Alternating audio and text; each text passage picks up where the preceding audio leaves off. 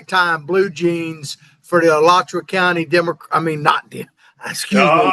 You're A closet. lot about Democrats. They talked a lot about Democrats, but the Republican Party in the great city of Alachua last night, and we'll talk more about that. But That was a great event. Great event. Videos, and you can see them across our various Facebook channels now. But once again, good morning, Ted. How are you, buddy? I'm doing great. Well, it was a great event last night. A lot of people, a lot of excitement, and we'll talk. Like you said, we'll talk more about that. Yeah. So we're going to start out with an article that you sent me from the Daily Signal, and it's an opinion piece from a gentleman named Jay Green. And let me just read to people who he is. He's a senior research fellow in the Center for Education Policy at the Heritage Foundation.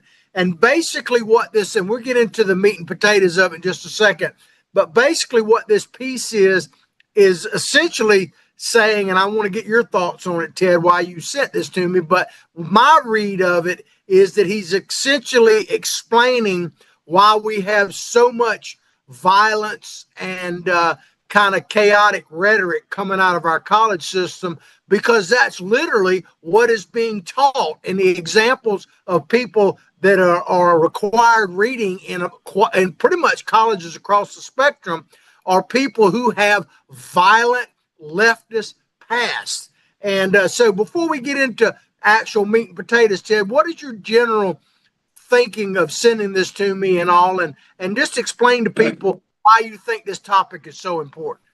Well, I think it's important because it really illustrates, John, the transition this country's gone through from the, wherever you want to start the good old days from. You look at the anti-American rhetoric that we see today, and you want to know, where did this start? And this goes back decades. When I read this article, I'm like, well, no wonder we're this way, because our universities have gradually changed to more liberal, more anti-American, more anti-Jewish, and more anti-rule of law, and it's increased their rhetoric coming out of these universities about racism. Morgan Freeman, everybody knows he's a great actor, one of my favorite actors, and they asked him about racism. He goes, and they said, well, what do you think about racism? He goes, I think the best thing we need to do is talk about it. It's not here. And these universities foment this stuff, and they build this thought process, I guess, to where they get people thinking that this is a racist country, that it's a imperialist country, and that it's done all the bad in the world is because of the United States of America. And it starts out through these organizations. And you look at today's political environment with the hate speech, the amount of violence, John, and I know you and I talked about this last week, and you're going to probably talk about it today, about the amount of violence that is going on. And you can look at Black Lives Matter and all the riots and contrast that to Charlie Kirk's, as violent as that could have been from the conservative side, how peaceful it was. And it was a celebration of the life and the work he did. But then you contrast to the Black Lives Matter and that.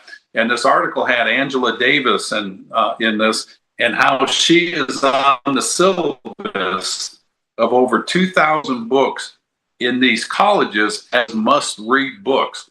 And who is Angela Davis? Well, she's the one that bought the guns for the Black Panthers back in the 60s, that the guns were used to kill a judge, some jurors, and some other people. And she got off. And then, she got off, even though she was connected to those crimes, she got off of that. And she talks about violence is necessary in politics. And so the universities are teaching this, and they've been teaching this, but it's coming to a head now. And then we can look at people like Bill Ayers, who back in the 60s, again, he was a founding member of the Weather Underground, which was it was a domestic terrorist group.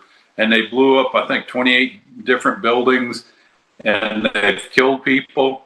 And he got convicted, went to court, but he got off on a technicality.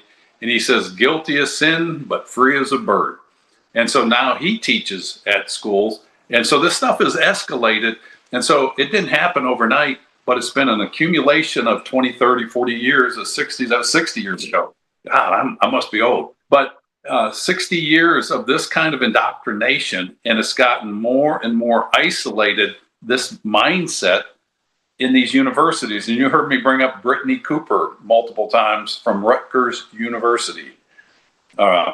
And she's the one that says, white folks, we need to start taking these people out. And so these are the people that are teaching our young students. And people like Charlie Kirk comes around and says, we're not doing this. And, you know, you got to think at 18, he had enough common sense to drop out of college and say, I'm not going this way. And he started that movement. So that's why I sent you that article. Well, you know, George Carlin, one of his routines many years ago, the famous comedian, he would talk about that, you know, the world is not ready for peace, that we don't want peace, because anyone who actually talks about peace gets targeted. And he said, you know, they have to put you in jail or maybe try to assassinate you. And he said, and he brought that, so, you know, Jesus said basically world peace and, you know, God bless everyone and all that. And they had to kill him. So, you know, he makes a pretty good point. I've always, you know, he does. Just as an aside, when Carolyn and I moved up here, it would have been 77. The first concert we saw over at the stadium was George Carlin. He was in an indoor venue, but it was awesome. That was the first time I heard the guy. He was funny.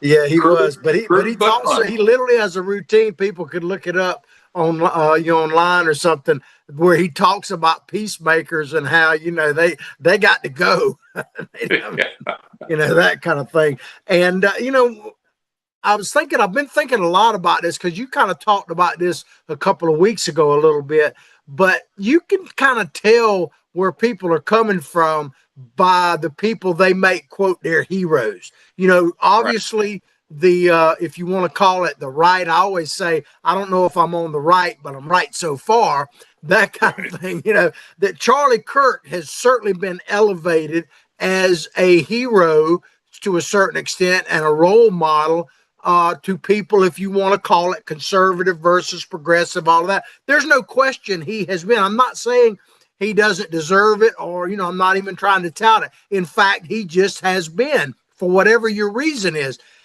But if you look at the people that the left, the progressive left, have elevated, very few of them are what I would really call positive role models. I mean, they elevated George Floyd is a great example, for as terrible as his killing was in that sense. And I'm not saying he deserved it, but this is a guy who literally put a gun to a pregnant woman's stomach in a home invasion. And guess what? I think she was actually black as well. And you know, his whole history is basically violence and drug addiction and crime and everything else. But they literally memorialize that dude. And I could give you countless examples of that. And let me say this, and I'll turn it back to you, Ted.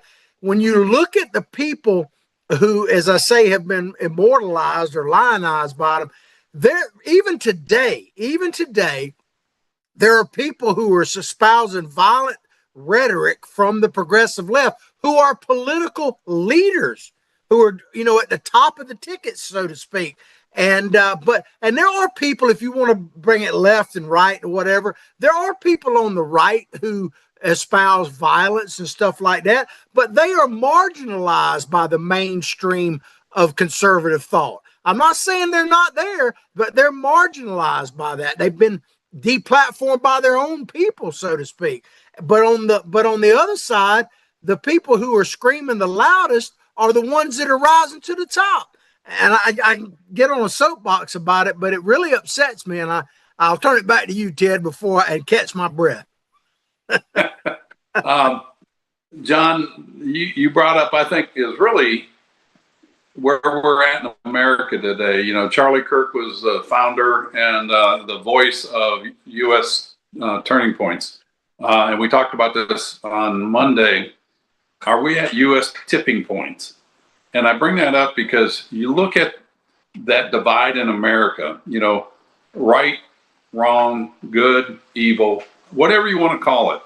But when you start looking at the people that are going against the traditional values of America, and America is not a perfect country. We've always talked about it. As long as there's people in there, especially you and me, or I'll say me, it's not a perfect country, but yet it's an ideal that is perfect in design, and it's been a work in progress. We're 250 years into this experiment in self-government, and I think we all know the difference between what right and wrong, good and bad. I think we all know that. That's something we know.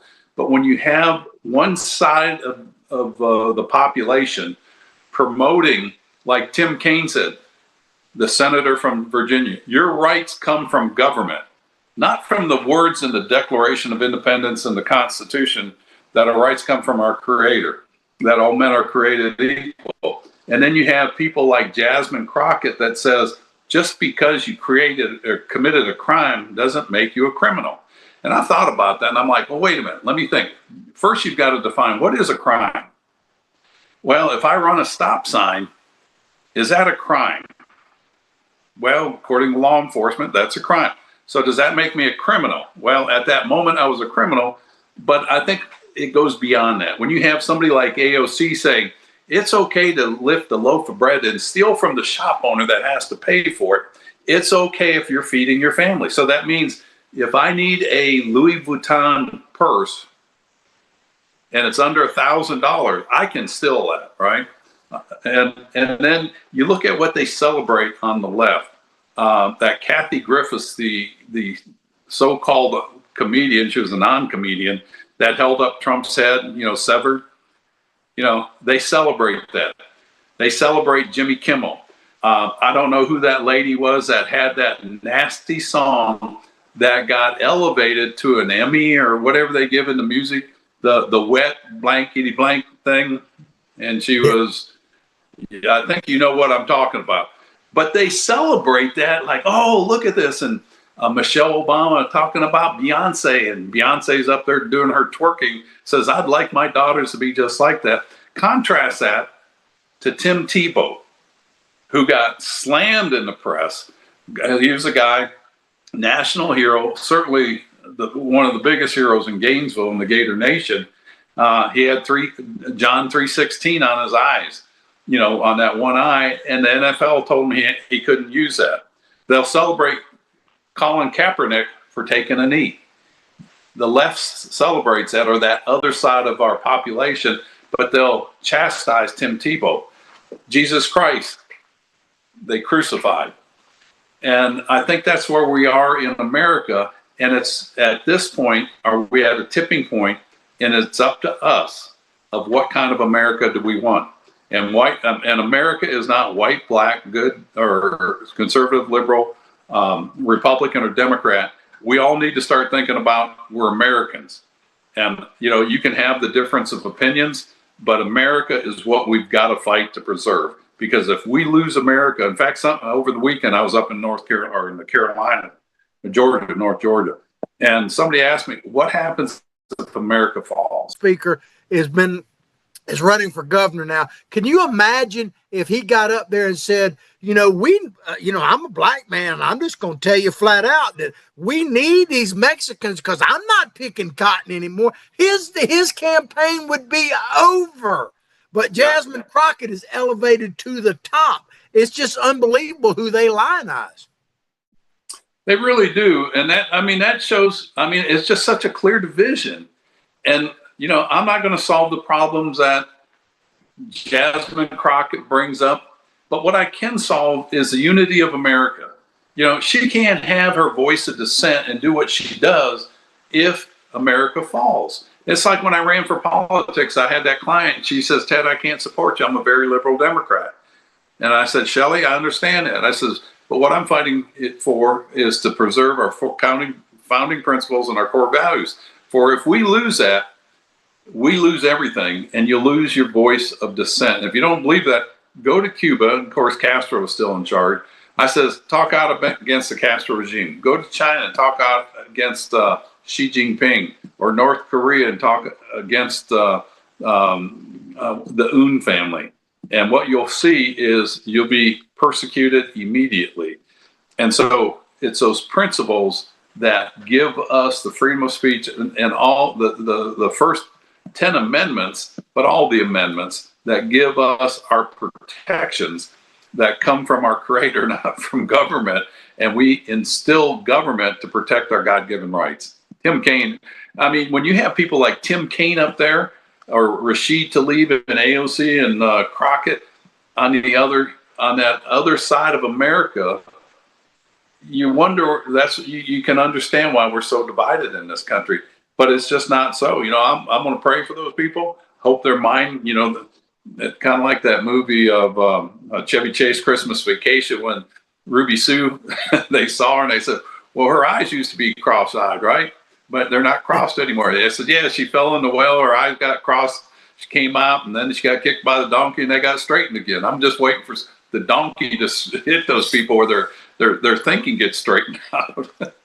Well, before we're gonna take a quick commercial break here in just a second and come back and talk about this. But before we do, I'm gonna put out something for people to think about, and maybe I'll answer it at the end when we come back. But there are two people in Washington that are both the highest ranking elected officials of their party. And one of them said, okay, now I want you guys to go over there. When you go over there, to peacefully protest, be peaceful. And then another one that said, oh, you're going to reap the whirlwind. You're not going to know what hit you, Brett Kavanaugh, and all of that. Which one was Republican? Which one was Democrat, progressive, and conservative? Because there is a slight difference there. And there's a slight difference to how they were treated for saying that. So I'm just going to let that hang out there, Ted. And we'll see if you can answer that when we come back. All right. And we're going to go on a quick commercial break. Please support our sponsors. We picked up some people we'll be announcing here soon that have committed to sponsoring our program. We sure do. We're proud of them. Absolutely. If you'd like to be a sponsor, look at that little tagline that says contact Freddie and call that, because we need your help to spread this word. We'll be right back, Ted. Although the owner of Lewis Oil Company maintains she is 29, Lewis Oil turns 60 years old in June. Chevron would like to recognize the North Florida second-generation family-owned business, celebrating its growth and staying power. Lewis Oil Company maintains significant on-hand supplies, strategically located fuel depots, a delivery fleet, on-site service, fuel card locks, and convenience stores. Lewis Oil Company understands its responsibility in the local economy by providing service and delivery on demand and in crisis. As a first responder for 18 Florida counties and the Southeast from Texas to Virginia, we are proud of this rare accomplishment. Lewis Oil delivers. This is Ward Scott, and I want to thank all our sponsors who keep the show going and pay the bills.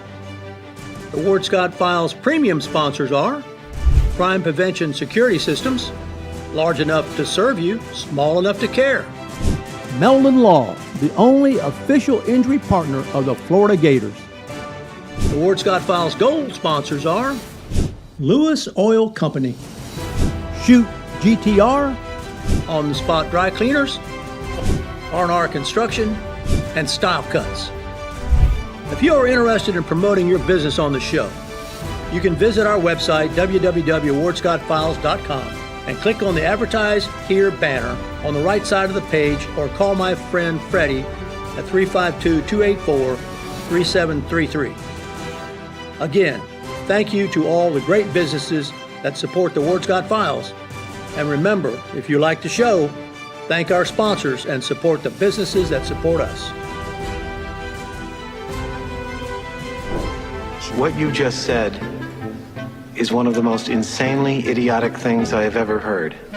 Everyone in this room is now dumber for having listened to it. May God have mercy on your soul. Ward, that very much surprises me that you've never been tased. You can't handle the truth! All bees poop. A warthog. He's going to come up the steps. Here he comes. Oh my goodness, and he's huge. Hello, boy. Wonder if we can pet him. Hi, boy. Can we touch him? No, James. Help me! Help! Help! Welcome back to the Three Ps, the Political Pirate Podcast, with your host, John Martin, and the captain of our pirate ship, Ted Yoho. Well, when we went off to break, I mentioned that there was one high elected official who said, go over there and peacefully protest. And, you know, they actually impeached that guy for that, deplatformed him and everything else. And there was another guy that said, you're going to reap the whirlwind, and basically said, you're not going to know what hit you. And he still got his office, and they never impeached him. It's interesting, the double standard there, Ted. It sure is. First one was President Trump, and the other one was Chucky Schumer. Yeah. It is a double standard. And again, they're the ones that come out and talk about all the bad that the other side's doing, but they're the ones doing the bad stuff. And I know you don't have this on our notes here, but I'd like to get into James Comey and the indictment. Yeah, we definitely can do that real quick. But before we do, let me just make a quick point that you brought up in the article here, and you mentioned Ayers and the Weather Underground, and I don't want to just skip over that, because this guy was responsible for 25 bombings. Okay, bombings, ladies, 25 of them. Think about that, 25.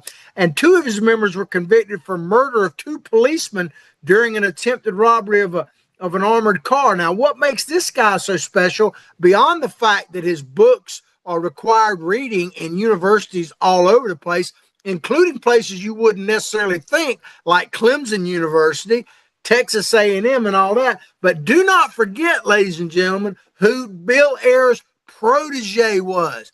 And if we got the picture of him, I'll show it to you, or our producer will. But Obama's campaign, his political career, I'm not even talking about president, I mean getting started, literally started in Bill Ayers' living room. Comment on that, Ted. Well, you are who you hang around with and the people you associate with. And so Obama gets his start there. And you go back to Hillary Clinton, she was a disciple of Saul Alinsky, who wrote the Rules for Radicals. And I think it was 7 or 10 points of how to destroy a country like America. And so she's an adherent to that process. And Obama, with Bill Ayers, I mean, here you have a guy, the Weather Underground, he founded that, 25 bombings, like you said, and he gets acquitted, and he laughs about it, guilty as sin and free as a bird. And so Obama grew up under this kind of tutelage. And you can read Obama's book, and it talks about how racist America is. And you go back to Michelle Obama. First time I was ever proud of America was when Barack got elected. That's a shame. That's a shame for somebody that lives in America to walk around with that kind of burden on their shoulder and just think this is such a hateful country. Travel to other countries, and you'll see hate. I mean, you will definitely see hate. And, when you have leaders that are brought up in this kind of mindset, it's only understandable how you get to where we are at today. Obama came on the scenes and he got elected in 2010?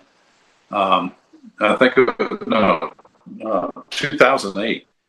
And he was a senator in Indiana or Illinois. And so he's been on the scene since 2002, maybe.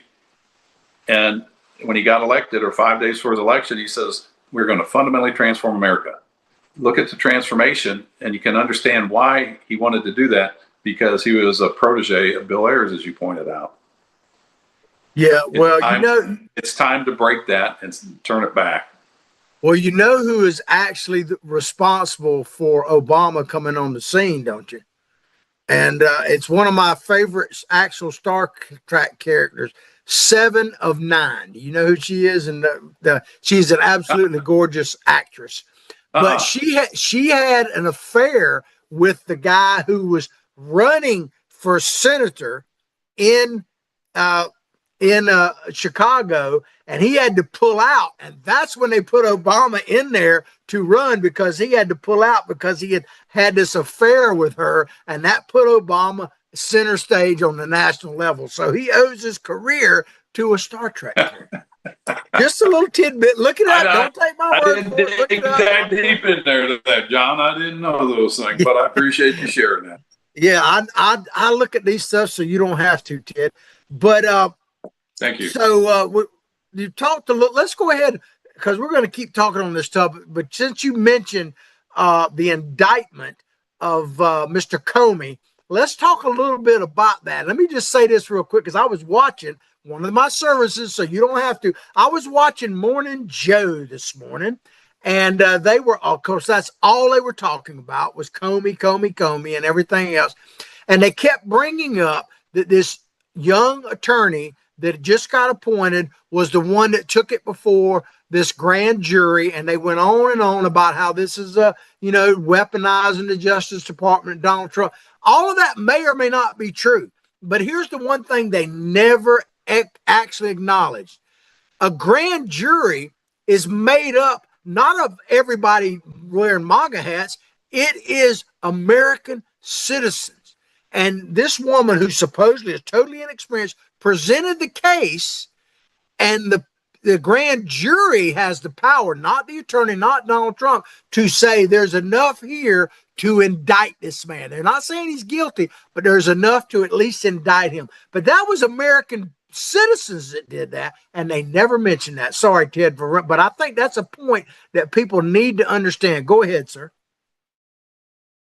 Well, it's funny, because I was on my way back home from Black Tie and Blue Jeans.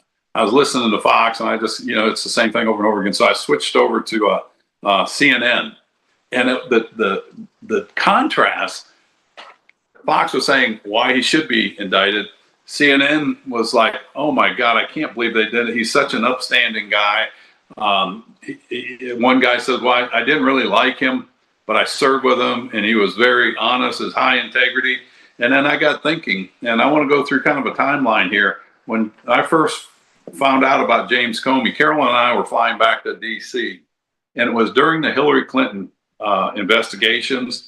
And, the watching of the emails, using her private server at home, doing government business, all the things that we knew up to that point. And this was before we got into Russiagate and the dossier, the Steele dossier that she, her team put together, paid for. And James Comey did the investigation of that. And at the very end, he makes the announcement. We're in the airport. And he reads all the things she did about the hiding the emails, doing these things. And he goes, yes, she did all these, but we don't see any need to commit or send her, convict her. And I'm like, that's not your job. Your job is to send the information to the Attorney General. They make that decision. But he nixed that investigation. Then you look at what he did to Michael Flynn, General Michael Flynn, a hero of this country. He destroyed that man's life, and he did it intentionally. And it was almost like it was entrapment.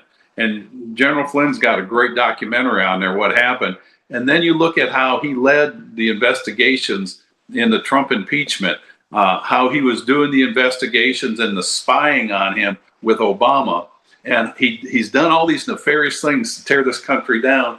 And yeah, he does need to be indicted. He needs to go to jail. And let's not forget the seashells in the sand, 86-47.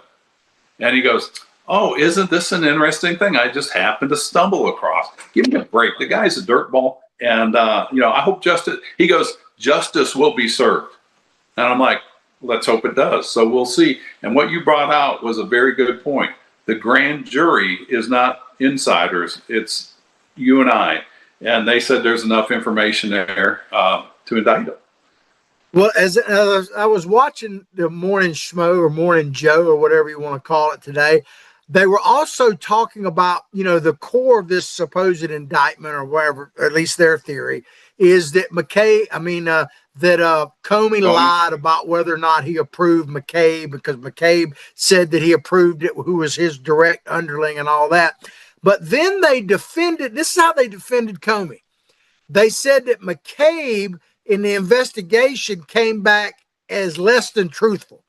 You know, in other words, he would be a liar himself. You know, they didn't quite say it, but they basically said less than truthful.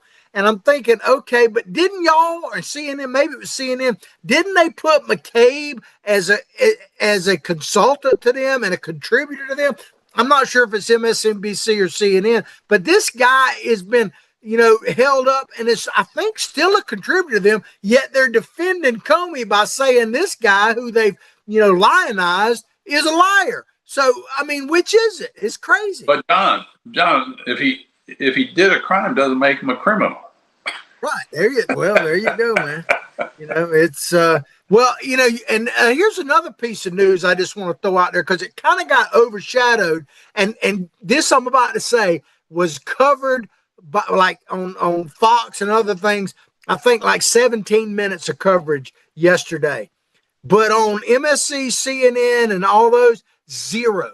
And that was that Google came out, which controls YouTube, and admitted that they, under direct direction and pressure from the Biden White House, had across the board censored and deplatformed, guess what? People like me, people who were influencers and that kind of thing on YouTube. They admitted to doing that. And of course, Zuckerberg has basically said the same thing. But that got no mention whatsoever, because the right, if you want to call it that, and I say right so far, is trying to deplatform Jimmy Kimmel, which is totally untrue, because he's back on the air right now. It's just insane. It really is. And, people need to realize that those things are going on, and people like Zuckerberg, he's going to play both sides. Yeah, the Biden administration put the pressure on him, but they were all too glad to do that. And you got to think, who are the programmers? Who's the IT people in those? They tend to be more liberal, left-leaning, and so they're happy to do that. But when they're asked to do something in the other direction, they get all upset. And again, you look at Zuckerberg. He was the one that had the Zuckerbucks that went into the elections that did create, from a layperson like me, on the outside, election fraud, or they influenced elections, I'll say, because if I say fraud, we might get knocked off. But they influenced the election in a way that it wouldn't have gone had he not put these monies in there. And the best example is up in Wisconsin, where he put people in charge that really ran out the supervisor of election because they were so domineering, and told people how to put the drop-off ballots and all those things in different areas in a big swing area. So people like Zuckerberg, they'll play what's ever beneficial to them, and he did it to the detriment of our country and free speech.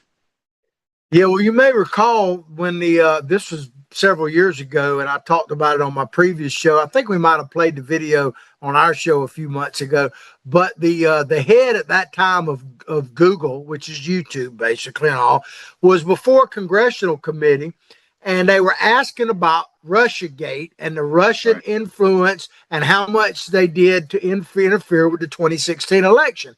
And the guy literally, they thought that he said, yes, there was influence. We did 2 separate investigations on that. And yes, there were. And I can't remember who the Democrat House member was, but they basically said, well, can you tell us how much they spent? And he said, yes, we did. And hold your breath on this if you haven't heard this. He shockingly said $4,000. I think it was $4,000. Right?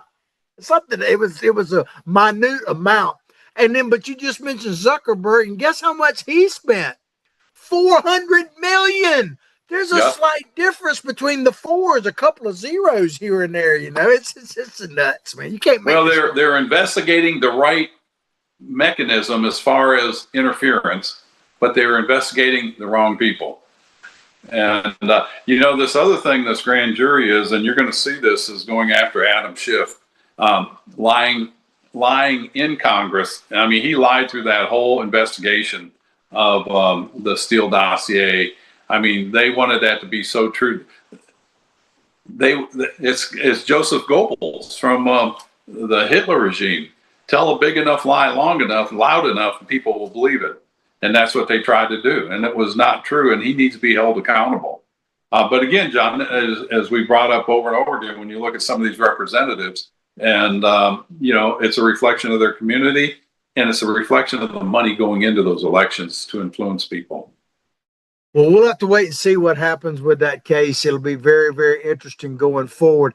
But getting back to our original start of the show, we're talking about the influence of all these different figures within the university and how much is required reading of all these far leftist violent people. Right. But I want to play some good news too, because a couple of days ago at Turning Point USA, we all know what happened to Charlie Kirk, and they did their first main event since Kirk was assassinated, and that was at Virginia Tech. And they had several speakers there. I just want to play this brief snippet of a video from Governor Youngkin, because and there was quite a few thousand people, and this was planned and ahead of time, but then it had to be reorganized and everything else. But I want to play this because I think it should give people some hope. It certainly does me. Let's check it out.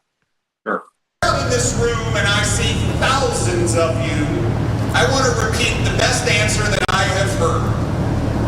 You will be the next Charlie. All of you. That is something to take home tonight.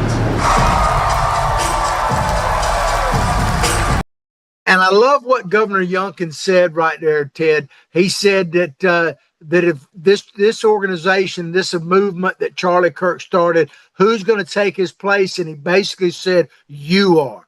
And I think that is extremely powerful. And he was so well received. It was amazing. It really was, and it's a continuation of that. And I encourage people to watch it. Megyn Kelly got on there, and she is such a strong voice too. And of course, she got involved in that and the debate up there.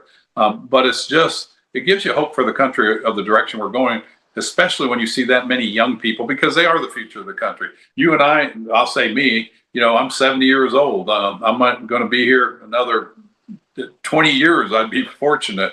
But it's time to pass the baton off, and we have to have people that are grounded in the core values of this nation. And, the Christian values this nation was founded on, the Judeo-Christian values, which has really led to the freedoms that we see around the world.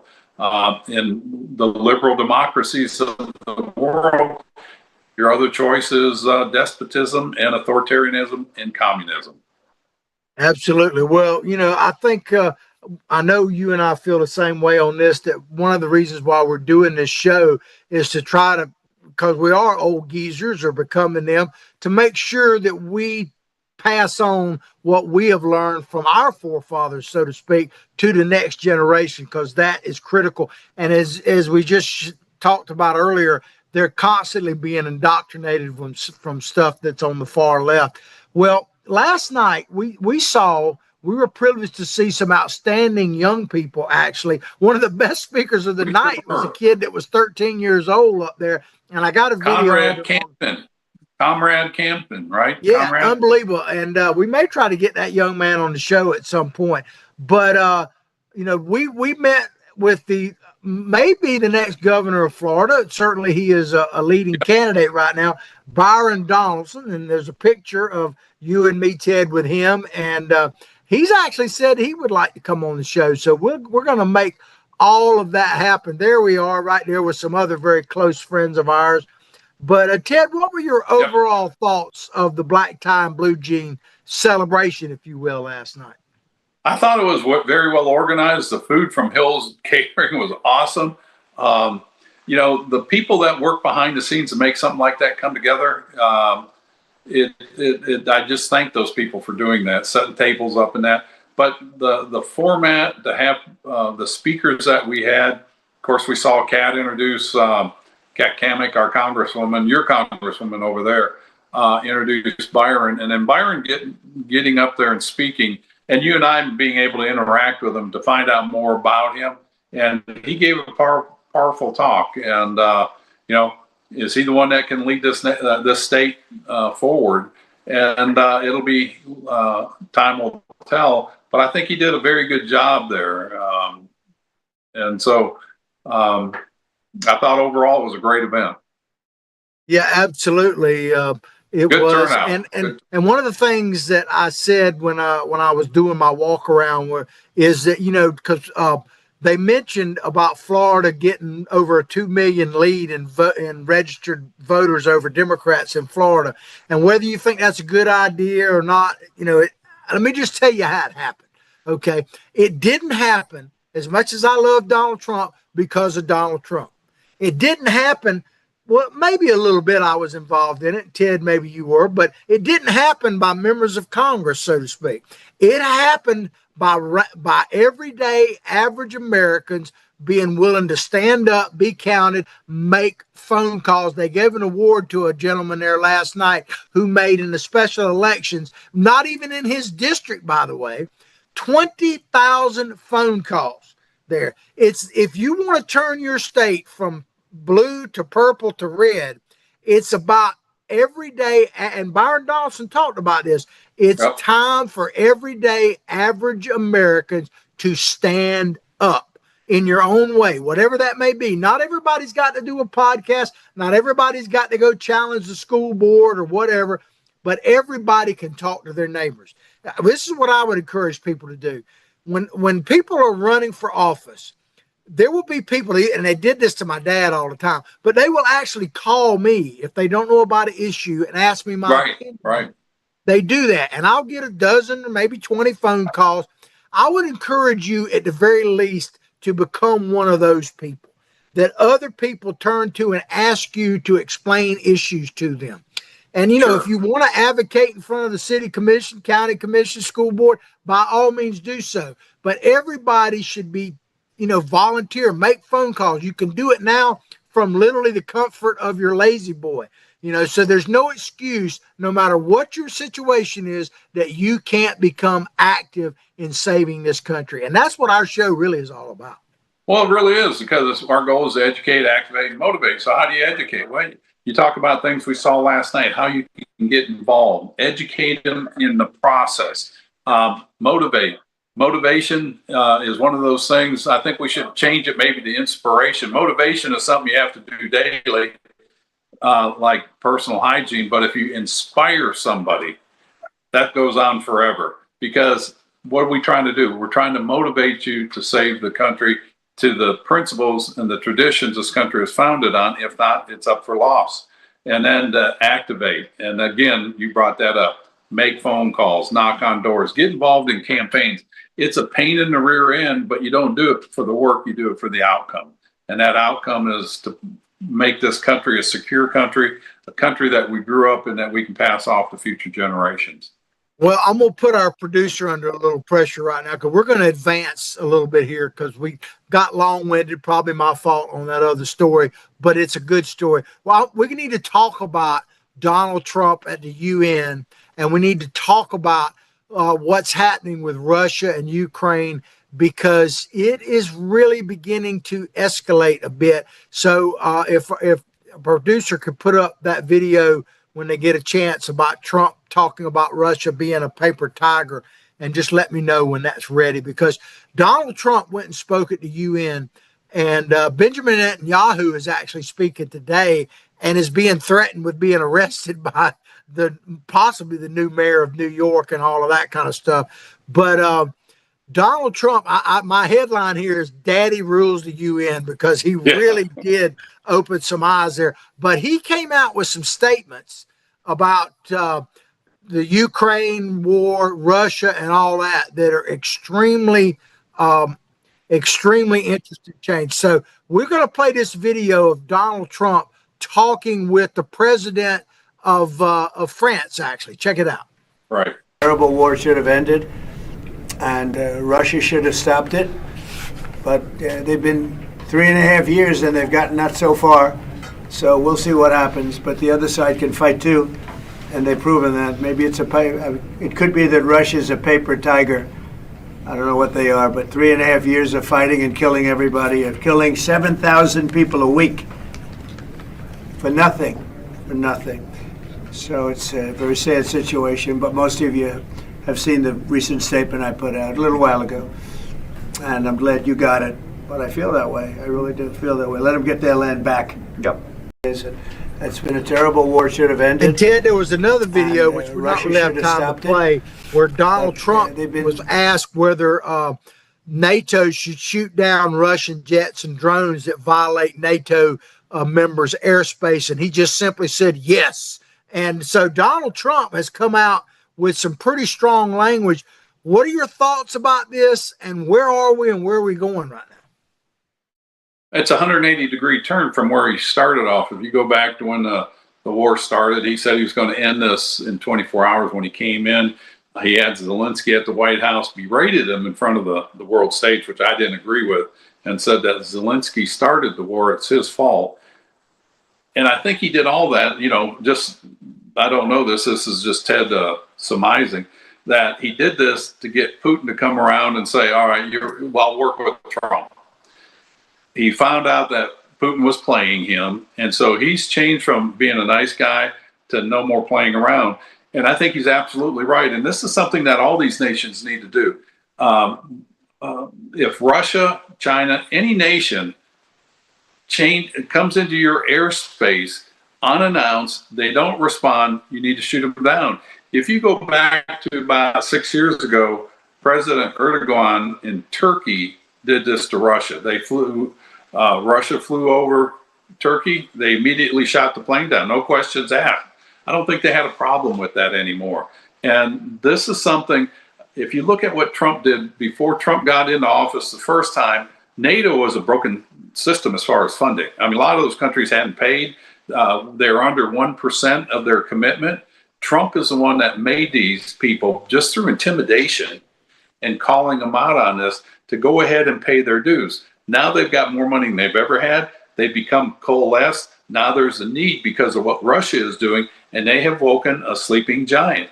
Russia has, and you're not going to see the laxity that they had. When you start seeing these drones flying over these other countries, they're going to be shot down. And God forbid one of the Russian MiGs fly over one of these countries intentionally. It'll get shot down. And then that's going to escalate it or de-escalate it. And we hope it brings it to a resolve to where Putin, the best thing for Putin to do is leave. Whether he does it by himself or people help him leave would be a good thing in his country. And turn the direction of that country around. Kind of like what Iran needs to do. Turn the direction of that country around. Nobody wants to invade Iran. Nobody wants to invade North Korea. Nobody really wants to invade Venezuela. Just change and play nice in the world, and we'll get along a lot better. Yeah, well, I have to say that I've kind of really changed my thought process. Not so much what President Trump actually said, although I agree it's kind of a 180-degree turn. That I was kind of not ever defending Russia, but I thought maybe they were just going to stay focused on Ukraine for historical reasons and all we've talked about before. But I think it's becoming pretty clear that Putin is going to push this as far as he's allowed to push it. So I don't want to see us go to war. I don't want to see us have a third world war. I mean, certainly we've talked about how we're closer than we've ever been to that right now. But this needs to come to a head, because this slow grind is only going to strengthen our enemies, so to speak. So I think Donald Trump has basically said, I've opened up about as much as I can on this. And, I'm not going to wait till I'm out of office to see what happens. We're going to push it to a head right now. That's kind of how I'm seeing it. And I think he's probably right. Well, I think you're right, because, he's a business guy that he's got a project. He's going to carry it through to make sure it gets done. And his mindset is that way. Whereas, you get, Biden, he didn't have a mind, but you get politicians, they're going to stretch it out, and just kick the can down the road. Trump's not that kind of guy. He wants a resolution of this, and he's going to bring these other nations and get their attention to where they, and this is where I've really wanted this all to go to, is you get NATO to stand up collectively with you, not us against Russia. Now it's the NATO forces, and yes, the U.S. with them. And this is really the whole reason NATO was designed, is to stop these kind of aggressions. And we haven't seen this since, since Obama was in there, when Russia went into Georgia, the country of Georgia, not the state of Georgia, but the country. Let me tell you what's really going to be very interesting here, Ted, over the next few days, if it keeps along this track.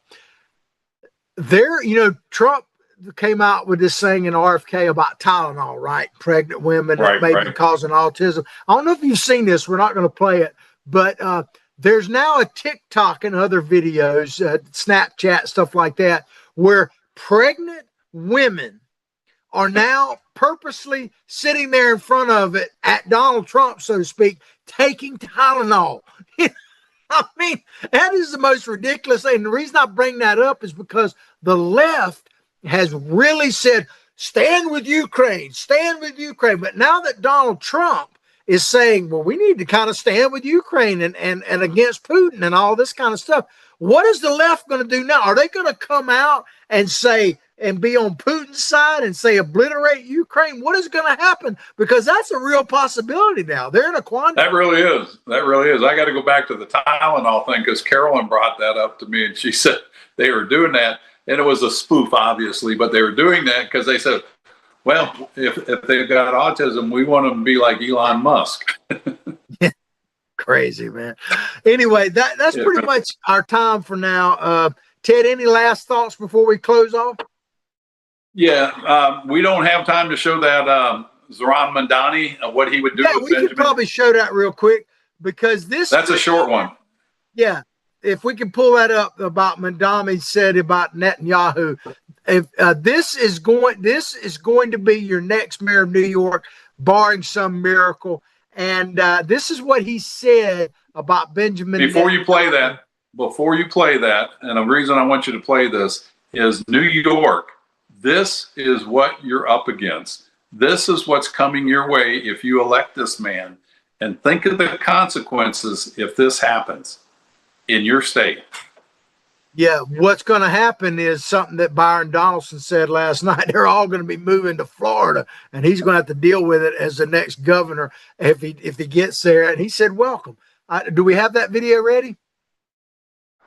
Okay, let's play it right here, and then we'll close out. Mamdani, would you welcome Prime Minister Netanyahu to New York City for whatever he comes for, given the US is not a signatory to the ICC, so he can travel to the US, unlike a lot of other countries. Would a Mayor Mamdani welcome Benjamin Netanyahu to the city? No. As mayor, New York City would arrest Benjamin Netanyahu. This is a city that our values are in line with international law. It's time that our actions are also. Even though the US is not a signatory to the ICC? No, it's time that we actually step up and make clear what we are willing to do to showcase the leadership that is sorely missing in the federal administration. And Mayor Mamdani, would you welcome? He's going to arrest Netanyahu if he was mayor. So I guess Netanyahu speaking to the UN today. If Mandami was mayor, he would order him arrested.